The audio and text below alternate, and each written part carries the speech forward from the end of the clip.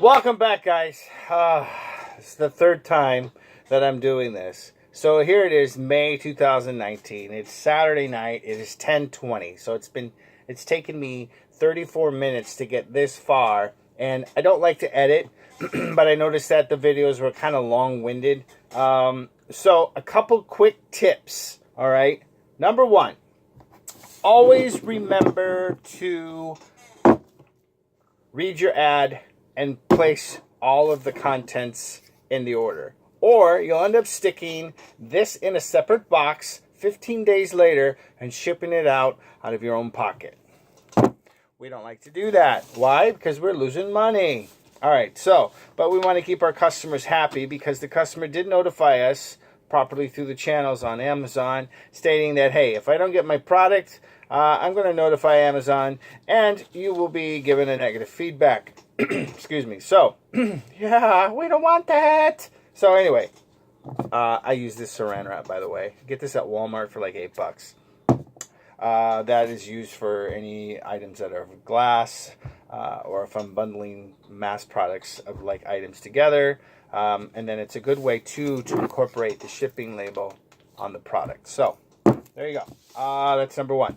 Number two, free boxes from the USPS. If you don't already know, you can get these boxes shipped to your house, okay? There are boxes that are not at the post office that are only online that you have to get sent to your home. Take advantage of that. You got your regional A box, which is very common. You have your priority mail box, which is cubic rate shipment, which is kind of like what Pirate Ship uses. But the post office uses this too. There's that box, which is a 7 by 7 by 7. Yes, that's what it looks like with our glasses. I can't see, I'm blind. Anyway, 7 by 7, there you are. 7 by 7 by 7. And then the regional A is 10 by 7 by 5, I think, or something like that. So, yeah, poly bags I get off of eBay. Let's see. Last one is I had a product sent right before Easter. The box, it was a shoe box, priority mail shoe box from the post office. It had 2 bags of chips in it that I sold for $17.98 with free ship. So did make a whole lot of money on that. We made our money. We made a very little amount of profit on that. But they were seasonal chips for Easter, so that was good. I think they were the second to the last 2 because I was doing shipments of 2. We wanted to get rid of them. We don't want to sell product after the holidays. I think the only thing I'm selling now are some jelly beans, and they do well year-round. They got a good shelf life on them. I think they're good until January of 2021, so we got time. I just keep them in a cool, dark place. I keep them in a box, and I rotate them around every now and again. I kind of move them around. I'm always touching my products. Some people may not do that, but I always kind of like go through and make sure the product still looks right. It's still sealed. A lot of this stuff doesn't get disturbed because it's on shelves. It's in boxes, but I tend to make sure I don't talk to it, but I visit the products frequently. Okay. Long story short, went to the post office and filed a claim for the package that was damaged. The customer was very kind of not compliant to the request of sending me documentation such as a photo. She did, however, send a message that was very pleasant in the way of letting me know that she wasn't happy. So I can't blame her. I refunded her money. I personally think they ate the product because of the fact that people are like that.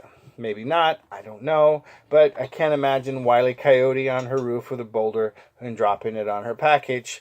The post office claims that there was no proof of documentation in transit of the tracking that the item was damaged. They would have documented it. So the post office did suggest that there was vandals maybe in her neighborhood. So I did Google Map her address, and from what I saw, she didn't live in an area that I would suspect it being like the post office bandit running around crushing boxes. Kind of a rural area, so it's possible. I don't know. I can't judge my my vision of what I saw and thinking that that would even be a possibility, but whatever. So she got her money back. She got some crushed chips, apparently. I got the money from the post office. You know, I did get a negative feedback for that. The post office lost money. I get negative. My percentage goes down. It causes issues with sales. So shout out to the lady in that area. You're awesome. Thank you. You could have been like this guy who's freaking awesome for saying, hey, dude, you made a mistake. Fix it, or I'm going to snap back at you. So I said, no problem. Monday, it's out. So that's the way they should roll. But, you know, not everybody thinks the same.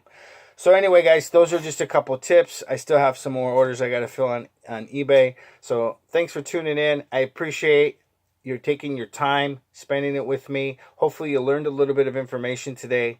And if you have any questions, please feel free to go ahead and submit the questions down below. I love the interaction. I love learning things. I love expressing things that I've learned. If someone has a question, feel free to ask.